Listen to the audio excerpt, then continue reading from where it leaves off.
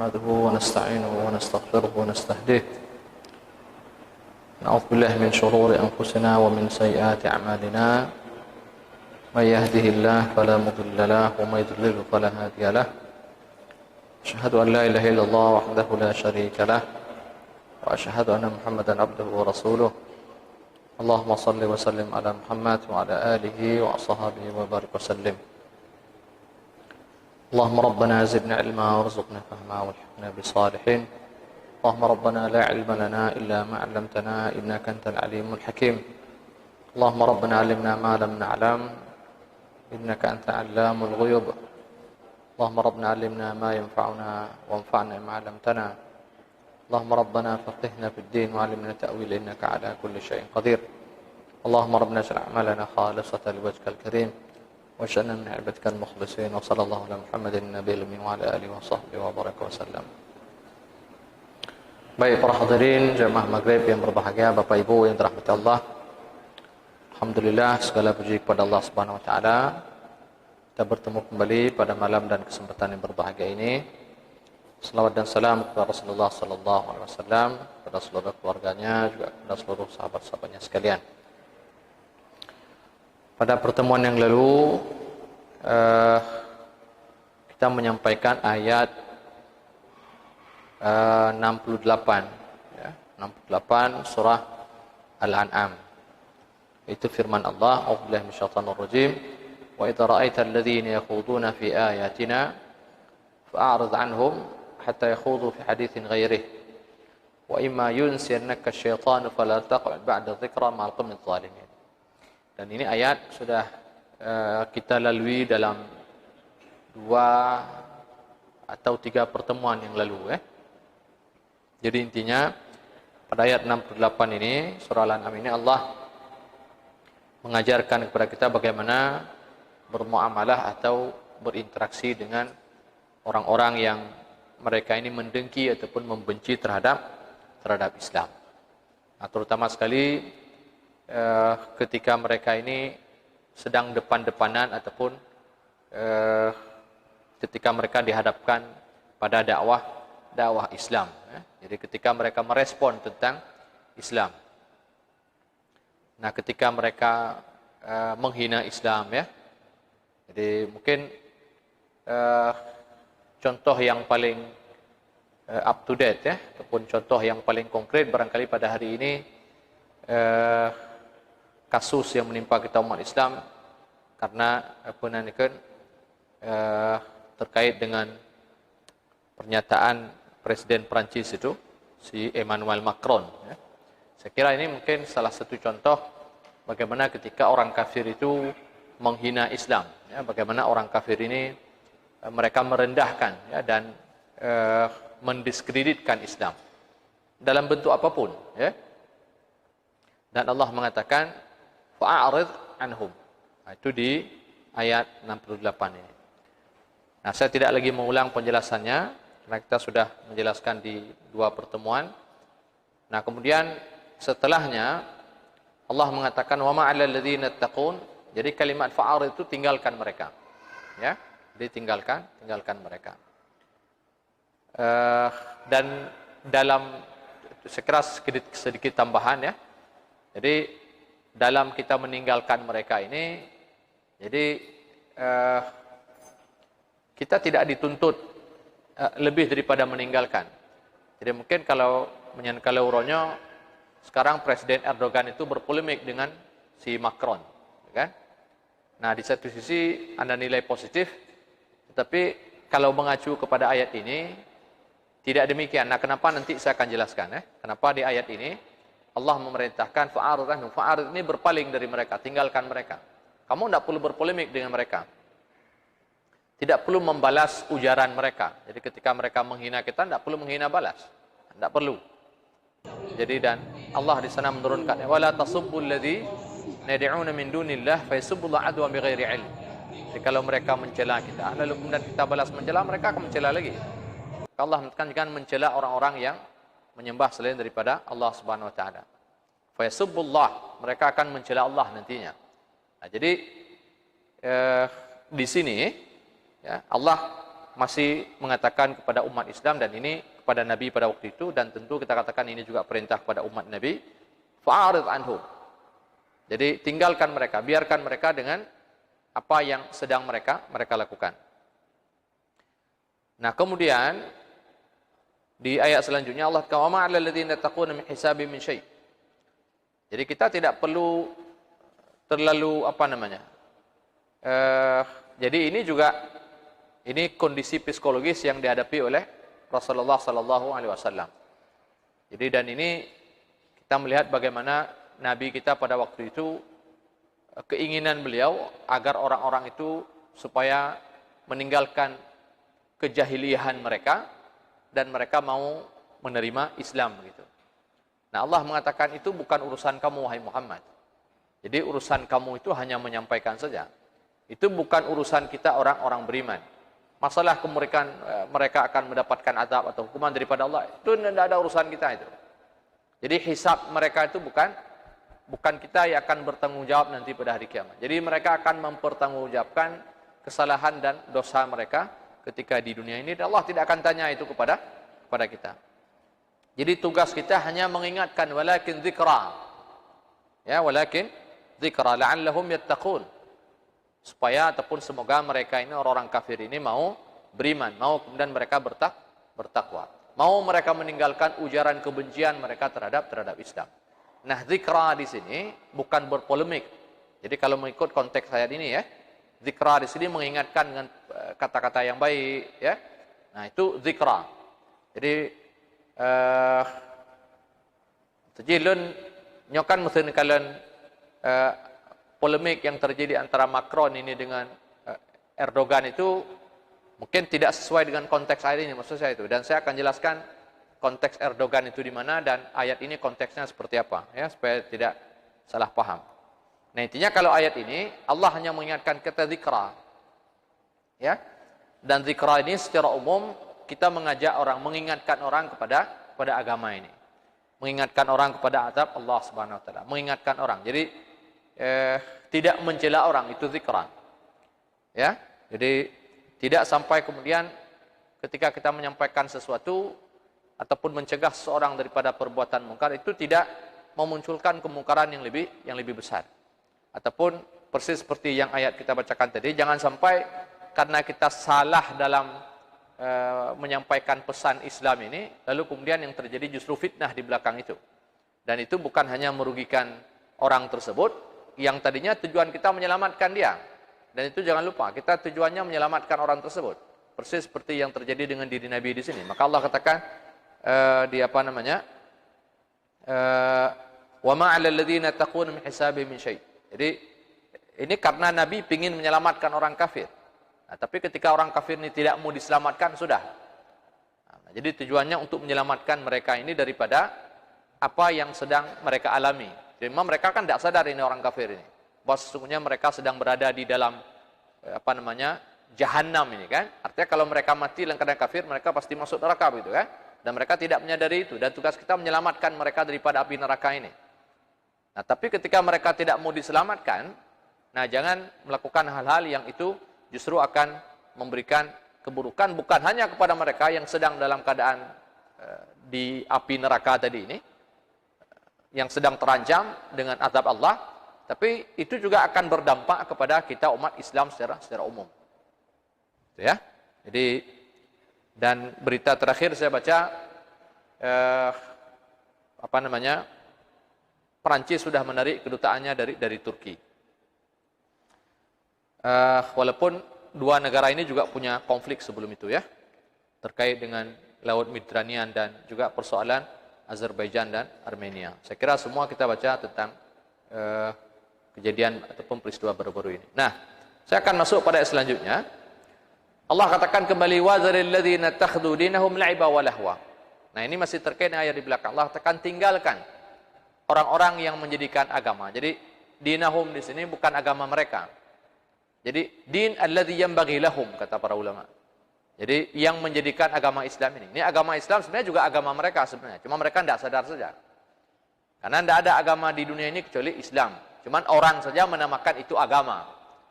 Ya, padahal bukan agama itu. Orang saja mengatakan itu agama. Jadi dan di sini Allah katakan dinahum, agama mereka. Jadi ulama mengatakan makna dinahum, din alladzi yanbaghi lahum, agama yang seharusnya mereka beragama dengan agama ini. Tapi karena mereka dasar tidak ngerti, tidak paham, tidak sampai maksud daripada agama ini, jadi akhirnya mereka jadikan agama ini sebagai bahan olok-olok. Mereka mempermainkan agama ini. Nah Allah bilang apa? وَذَرِ الَّذِينَ اتَّخَذُوا دِينَهُمْ لَعِبًا وَلَهْوًا. Jadi tinggalkan mereka. Nah ulama bilang apa? Sebahagian mereka mengatakan ayat ini sudah mansukh. Artinya apa? Ayat ini tidak lagi memiliki konsekuensi hukum. Lalu bagaimana kalau ada orang yang mengejek Islam? Kalau ada orang yang mempermain-mainkan Islam? Ada orang seperti Emmanuel Macron, bagaimana pelaku ujinya? Maka Allah mengatakan, sebagian ulama mengatakan apa? Mereka ini kita hukum dengan ayat kelima daripada surah At-Taubah. Apa ayat itu? Bunuh mereka itu, perangi mereka. Ya, mana? Ya. Jadi ini mereka mengatakan bahwa ayat ini sudah tidak ada lagi, jadi sudah mansukh, tidak lagi zamannya, nggak ada, dia sudah tidak lagi memiliki kekuatan hukum apapun. Jadi kita baca memang ya, tapi dia tidak diterapkan lagi. Jadi aplikasinya tidak ada lagi, jadi tidak lagi diimplementasikan. Nah ini maksud sudah mansukh, hukumnya sudah dibatalkan, gitu ya. Nah lalu digantikan dengan ayat apa? Ayat yang ada di surah At-Taubah. Ayat yang memerintahkan kepada umat Islam untuk memerangi orang kafir. Nah, jadi kalau ada orang yang bermain-main dengan Islam disuruh perangi. Nah, tetapi kata sebagian ulama yang lain, dan ini pendapat kebanyakan, ayat ini tidak mansukh. Ayat ini tetap muhkamat ya. Artinya dia tetap masih memiliki kandungan hukum dan dia masih diimplementasikan kandungan hukum tersebut. Jadi di sini Allah katakan wadzaril ladzi, tinggalkan mereka orang yang mempermain-mainkan agama, tinggalkan si Macron itu. Biarkan si Macron tersebut. Ya. Jangan kita perangi mereka. Kalau punya ayat ini kan begitu ya. Nah, makanya kemudian ulama mengatakan apa? Jadi di dalam Al-Qur'an itu ada ayat-ayat yang memang kita diajarkan untuk berlaku baik dan memaafkan terhadap perilaku buruk orang kafir terhadap kita.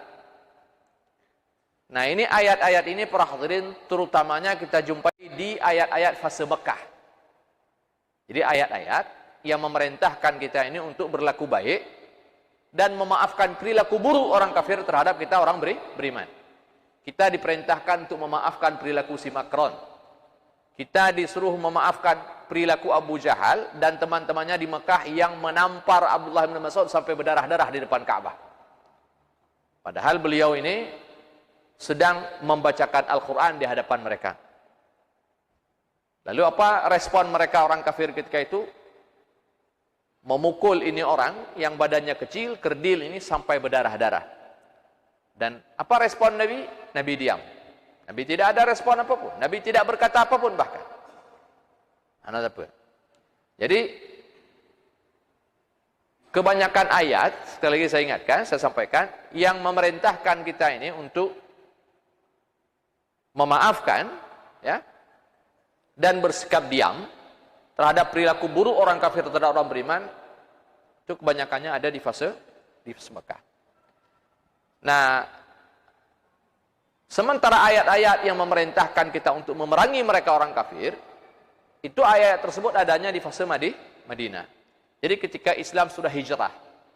Nah, lalu muncul pertanyaan, apakah ayat-ayat yang turun kemudian di Madinah yang memerintahkan kita untuk memerangi mereka orang kafir, apalagi ketika mereka ini akan memerangi kita, gitu kan?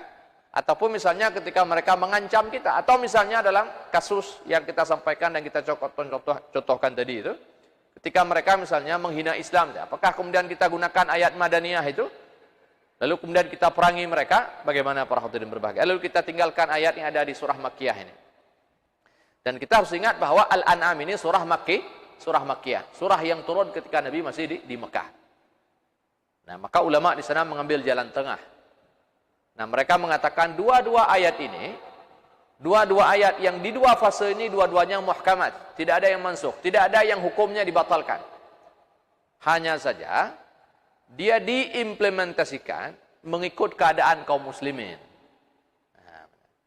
Jadi lihat keadaan kita bagaimana. Kalau keadaan kita keadaan fase Mekah, maka maafkan mereka ya, dan tinggalkan mereka. Jadi jangan respon secara fisik, tidak boleh. Tidak boleh berkata kasar kepada mereka. Karena posisi kita posisi makiyah ini. Posisi kita ini posisi lemah. Nah berbeda kalau sekiranya posisi kita ini posisi madaniyah. Ketika kita sudah kuat, ekonomi kita sudah mapan, kemudian kekuatan militer kita juga sudah kuat, sudah bagus, sudah oke, nah tidak apa-apa. Nah maka di sini konteksnya berbeda, saya katakan antara ayat ini yang turun di Mekah kala itu, di mana posisi kaum muslimin pada saat itu tidak punya bargaining apapun. Mereka tidak punya negara, mereka dikejar-kejar, posisinya sangat lemah. Jadi tidak mungkin Nabi di sini ketika beliau dihujat oleh orang kafir, dihina oleh orang kafir, lalu kemudian ditempang ke yang itampa mati. Kira-kira begitu, ya. Persis seperti kasus Abdullah bin Mas'ud. Makanya tidak ada respon fisik yang dilakukan oleh Nabi, bahkan tidak ada respon secara lisan sekalipun yang dilakukan oleh Nabi dan para sahabat terhadap perilaku orang musyrikin Mekah sepanjang Nabi berada di Mekah. Diperlakukan apapun, dikejar Nabi lari. Ya, tidak ada balasan yang dilakukan oleh Nabi kepada mereka, tidak. Sampai pada akhirnya Nabi terusir dari Mekah tersebut. Yang kenyang respon Nabi, sampai terusir dari kampung halamannya, sampai terusir pada negeri yang dia paling dia cintai itu. Kenapa demikian? Dan Allah yang memerintahkan Nabi begitu. Kufu anhum aydiyakum, kata Allah. Jadi tahan tangan wahai Muhammad daripada membalas perilaku mereka. Tidak boleh. Dan ada banyak faktor yang lain. Jadi bukan hanya karena persoalan kekuatan kaum muslimin yang sangat minim pada ketika itu, tapi ada hal-hal yang lain yang sifatnya juga politis, ya, dan juga sosiologis. Jadi masyarakat Mekah pada itu banyak yang saudara-saudaranya Nabi, ya, tidak mungkin Nabi berperang dengan saudara beliau. Nah di samping juga persoalan politis. Jadi ini bukan bermakna kalah, tapi ini mengalah, dan ini strategi. Jadi persis seperti nanti di fase Madinah, Nabi mengalah ketika dihalang dan dihadang memasuki Mekah, sehingga terjadi perjanjian Hudaybiyah. Nah, cuman skenario besar ini yang lakukan Allah ini, dan banyak orang mungkin pada ketika itu tidak tahu rahasia kedepannya seperti apa. Nah, bayangkan kalau sekiranya Nabi pada waktu itu ngotot, artinya beliau membabi buta, tidak mau dan tidak patuh misalnya dengan apa yang diatur oleh Allah Subhanahu wa taala, dan beliau bertindak semaunya beliau, mungkin Islam tidak akan bernafas panjang para hadirin. Islam akan mati di Mekah. Tapi Nabi di situ mengalah sambil beliau mengumpulkan kekuatan. Mengalah, di boykot, terus mengalah. Tidak pernah menginginkan supaya menang, mengalah sampai terurusin pun beliau terima. Kita keluar dari Mekah. Beliau terima itu dengan lapang dada. Mengalah betul. Bayangkan sampai orang terusir pada kampung halamannya. Kita ini berperang dulu dengan penjajah ratusan, puluhan, sampai ratusan tahun. Tapi kita tidak pernah terusir dari kampung halaman. Tapi Nabi sampai terusir pada kampung halaman. Sebegitunya dia mengalah. Maunya kan jangan sampai terusir lah. Paling tidak dia angkat senjata lawan ke orang Quraisy. Kira-kira kan begitu. Jangan sampai terusir. Karena dia juga punya hak terhadap tanah Mekah. Dia orang Mekah. Tapi tidak. Ini persoalan jangka panjang ini. Dan ini oke, kita belajar banyak dengan seorang Nabi Muhammad. Bagaimana seorang Nabi yang melihat secara visioner jauh ke depan sebenarnya. Walaupun memang beliau bertungkus lumus harus meninggalkan kampung halaman. Tapi pada akhirnya apa yang terjadi para hadirin? Ketika Nabi mau meninggalkan dan mau mengalah pada ketika itu. Beliau bukan hanya mampu menguasai Mekah yang dia tinggalkan, tapi seluruh jazirah Arab itu beliau saksikan, beliau masih hidup itu. Artinya Allah bukan hanya memulangkan kepada beliau kota Mekah yang beliau terusir daripada kampungnya tersebut, tapi beliau juga dihadiahkan oleh Allah mulai pada Yaman sampai perbatasan Syam. Dan itu beliau saksikan dan beliau masih hidup pada ketika itu. Dan bayangkan sekiranya Nabi kita ini membalas tindakan kaum musyrikin ketika di Mekah. Maka saya katakan tadi apa? Islam barangkali tidak akan bernafas panjang. Islam mungkin umur 3-4 tahun sudah selesai. Kabeh sahabat awal mati hidup. Nah, tapi ini rahasia kenapa beliau, dan inilah yang diajarkan oleh Allah kepada kita ini, dan harus betul-betul melihat bagaimana kekuatan kita. Nah tentu berbeda dengan posisi dan bergaining Turki yang ada di Eropa pada hari ini. Dengan kekuatan militernya yang dia di urutan 12 di dunia mana. Jadi Erdogan juga tahu kekuatannya secara ekonomi, kekuatannya secara politik, ya, pengaruhnya dengan Rusia dan lain-lain. Maka dia berani mengatakan begitu dengan Macron. Dipegah ju, ni orang mentalnya udah sakit. Itu nak ju orang je. Tanya hanya enam orang kau itu puat lega, lega tu. Jadi tidak sama posisi Erdogan ini dengan posisi Jokowi misalnya. Sehingga makanya negara-negara Arab itu tidak ada presidennya yang berani ngomong begitu. Lalu kemudian kita pun mengatakan, karena ini persoalan bukan hanya, ini besar persoalannya para hadirin. Jadi kita ini betul-betul lagi bagaimana Nabi ketika di Mekah. Jadi kalau salah-salah ini, mereka ini bisa bertindak buruk kepada kita umat Islam. Jadi ada kondisi di mana kita memang harus diam. Di mana kita ini tidak merespon. Tapi ada masanya ketika kita sudah kuat, kita bisa melakukan apapun terhadap mereka. Jadi ini strategi dakwah yang diajarkan oleh Allah Subhanahu wa taala. Jadi maksudnya, jadi jangan ini kan Erdogan kan ngomong begitu kan? Jadi jangan sampai nanti kita pun menghujat Jokowi, kok Jokowi diam saja. Tanya kadang-kadang seperti itu, meum nanya. Mana? Jadi kita diam saja, kenapa kita diam, tidak berani segala macam. Ini bukan persoalan tidak berani, bukan persoalan apa, tapi ini persoalan strategi. Makanya Nabi Muhammad para hadirin di peristiwa Fathu Makkah Hudaybiyah itu. Tahun 6 Hijriah, Nabi itu umrah dengan sahabat ingin masuk ke Mekah. Tapi sampai di Hudaybiyah itu beliau ditahan. Tidak boleh masuk. Ketika tidak boleh masuk itu, sahabatnya sampai semua pada menghujat Nabi, termasuk Umar bin Al-Khattab itu menghujat Nabi sampai menarik di kerah baju Nabi dan beliau katakan, kamu ini Nabi atau bukan? Sampai begitu para hadirin. Dan Nabi betul-betul mengalah di situ sampai menuliskan di perjanjian Hudaybiyah itu. Itu tidak ada kata-kata Rasulullah, tidak ada Muhammad ditulis. Tidak ada Rasulullah. Marah sahabat itu. Tapi Nabi kita ini ingin mengajarkan kepada kita apa? Ada sesuatu yang dinanti-nanti sebenarnya. Jadi hanya me'um ini. Kita ini sedang berpolitik. Kita ini sedang berdiplomasi ini. Cuma ada kalanya seperti ini. Ada kalanya memang kita harus mengalah betul memang. Bayangkan Nabi sebagai seorang utusan Allah, beliau rela menghapus nama ngada Rasulullah, buang Rasulullah, Muhammad saja. Jadi sampai Umar pun mengatakan begitu. Bayangkan Umar orang yang cukup dekat dengan Nabi, ya, sampai mengatakan kamu ini Rasulullah atau bukan. Tapi Nabi mendiamkan itu semua. Beliau tidak terpancing dengan amarah dan me'umnya orang bawahannya. Tapi pada akhirnya apa yang terjadi? Tahun 8, 2 tahun setelah peristiwa Hudaybiyah. Mereka sendiri kemudian yang merusak perjanjian itu, yang pada akhirnya apa? Nabi kemudian keluar dari Madinah ini membawa 10.000 pasukan dan Mekah kembali ke pangkuan tangan Nabi tanpa terjadi meskipun setetes darah pun tumpah dada. Padahal Nabi mengatakan apa?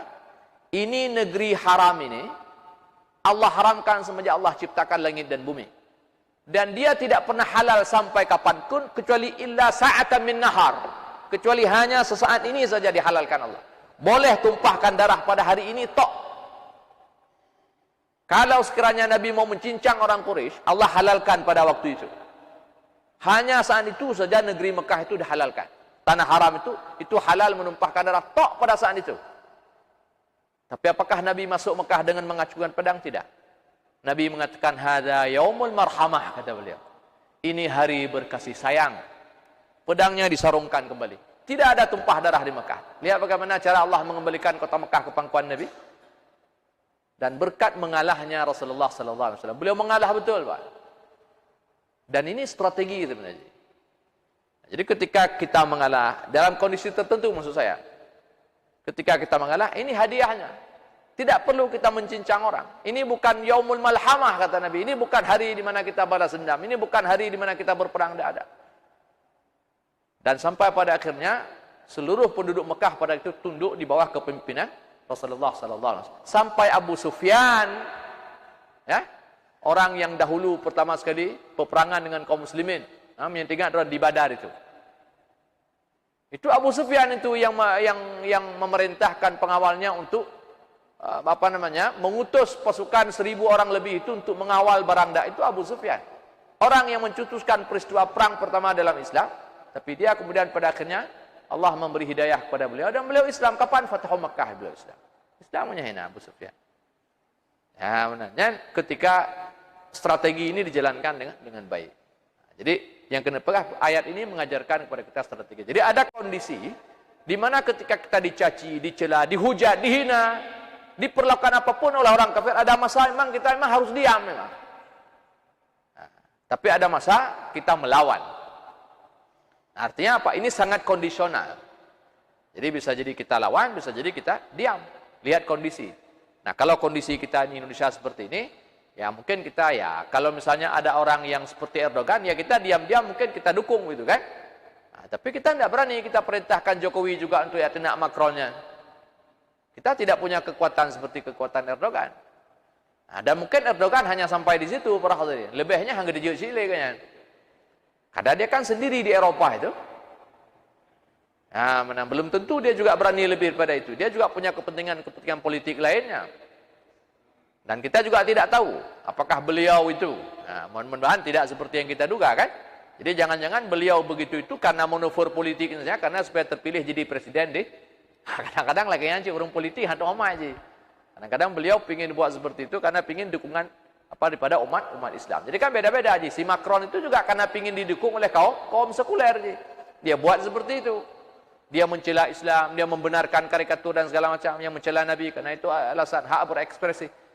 Dia punya maksudnya karena dia ingin mendulang suara dari orang-orang yang sekuler yang di barat itu, yang ekstrem kanan itu.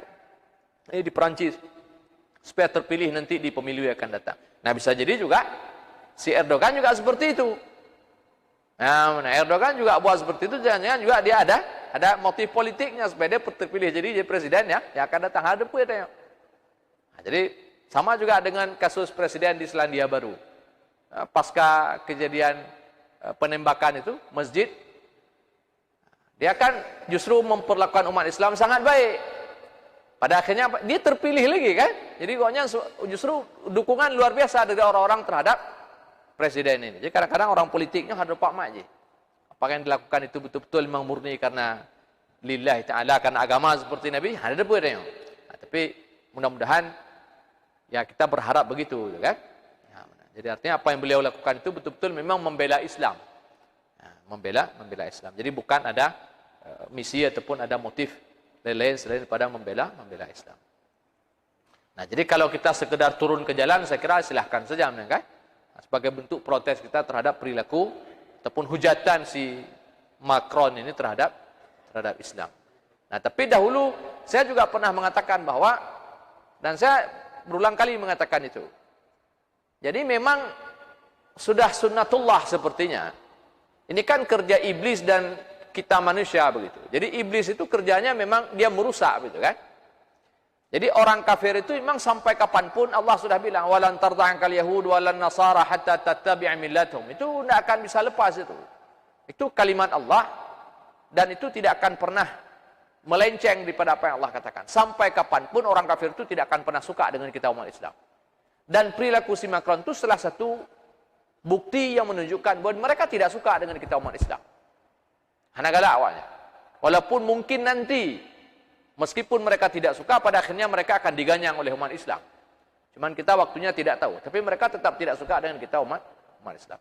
Nah, sebagai bentuk ketidaksukaan mereka terhadap kita umat Islam, nah mereka buat-buat seperti itu, menghujat Islam, ya, dalam berbagai macam bentuk, karikatur kah atau lain-lain, mengatakan Islam agama yang sedang mengalami krisis di dunia, ada macam-macam, Nah, itu sebagai bentuk ataupun respon negatif mereka terhadap kita umat Islam, sebagai bentuk kebencian mereka terhadap umat Islam, dan itu akan terus mereka lakukan. Jadi menyagetanya sekedar turun ke jalan, demon, mereka akan terus melakukan itu. Walaupun kita demon, mereka akan buat lagi. Tahun depan, yang tahun ini, lihatlah tahun depan, akan buat lagi. Tahun depan, buat lagi. Terus saja begitu. Nah, sehingga kadang-kadang,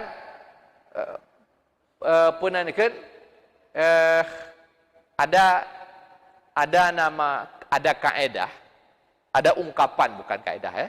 Kata para ulama, ada namanya menjawab itu dengan tarkul jawab. Jadi menjawab, membantah itu dengan meninggalkan membantah. Maksudnya dengan cara diam.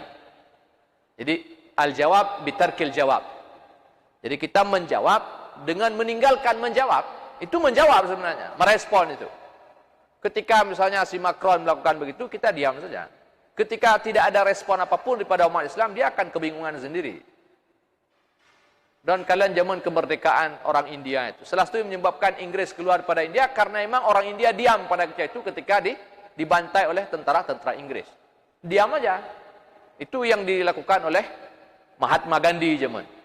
Memboikot Inggris. Dengan cara diam memang. Ketika diajak ngomong, diam. Semua diam. Dipukul pun diam. Diam. Geram kerau, Pak. Hai tengok apa kau? Tak diam tempat tengok.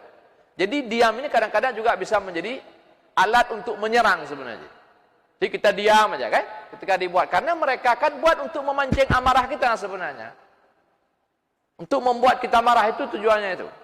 Supaya umat Islam marah. Supaya kita ini tersakiti. Diam aja kita pura-pura tidak sakit. Nah, mana? Pura-pura tidak sakit. Tak diam betul.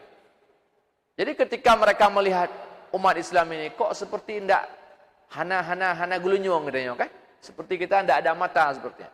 Dia mungkin digeger oleh dia. Nah, sekali-sekali saya pikir perlu juga kita terapkan begitu. Kita tidak perlu respon, Pak. Diam aja, kapok aja penggalak. Nah, karena seperti yang kita katakan tadi, bahwa memang itu tugasnya dia, tugasnya iblis memang seperti itu.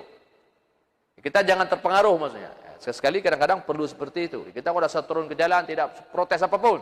Omnai gede. Nah, ya, kecuali kalau memang ada tindakan yang sifatnya fisik. Nah, itu baru cerita lain gitu kan. Mereka ataupun misalnya membuat satu aturan ya yang memang betul-betul yang sifatnya memang praktis menghambat kegiatan-kegiatan hak-hak ibadah kita orang-orang Islam. Itu cerita lain lah. Tapi kalau hanya sekedar dia mengatakan Islam begini, Islam begitu, Nabi kita begini, Nabi kita begitu, bah menaik gede.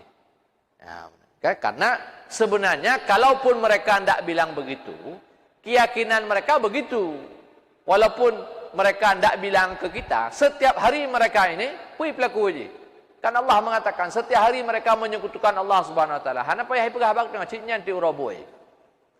Ya, jadi tidak perlu dia katakan Nabi Muhammad begitu, Nabi Muhammad. Tidak bilang pun itu kerjanya. Dengan keyakinan mereka, mereka sudah dan itu lebih buruk daripada hanya sekedar mereka katakan. Mereka mengatakan itu untuk memancing emosi kita saja. Nah, makanya kadang-kadang kita jangan terpancing sekali. Kecuali memang sifatnya sudah sampai pada pada aturan atau undang-undang memang yang menghambat kebebasan kita sebagai warga yang beragama, kan? Karena agama ini kan dia ada hak kebebasan dalam beragama. Karena saya dengar di Perancis itu mau dibuat itu betul-betul memang mau diberlakukan undang-undang sekuler itu. Jadi betul-betul memang dan kita tidak tahu nanti turunan daripada undang-undang itu seperti apa, dan sepertinya memang simbol-simbol keagamaan itu mungkin akan dilarang betul muncul di ruang publik. Dan simbol-simbol agamanya itu menurut definisi mereka, kan? Jilbab, masjid barangkali, suara azan. Hanya di definisi juga lewatnya, definisi kero aja. Nah, itu mungkin kalau sudah sampai di situ, nah itu mungkin kita juga perlu menyuarakan sesuatu. Tapi kalau hanya sekedar masih perang perang lisan lah, kata-kata itu kan, karikatur, bah menaik gitu. Beda pakai warnanya, kap pegah je penggalak. Kan? Jadi pemikiran orang kamu dia angek sendiri nanti. Karena kadang-kadang habis energi kita kan, turun ke jalan, karena nanti tahun depan dia akan buat lagi. Nah, zaman kan ada majalah pun energinya. Sama juga, ya. Tapi what ya? Jadi kajian menan ya, insyaallah nanti di minggu depan saya akan lanjutkan lagi ayat ini insyaallah karena waktu kita sudah mau isya. Mudah-mudahan ada faedah dan manfaat. Hadanallahu wa ajma'in. Subhanakallahumma wa bihamdika asyhadu an la ilaha illa anta astaghfiruka wa atubu ilaik. Assalamualaikum warahmatullahi wabarakatuh.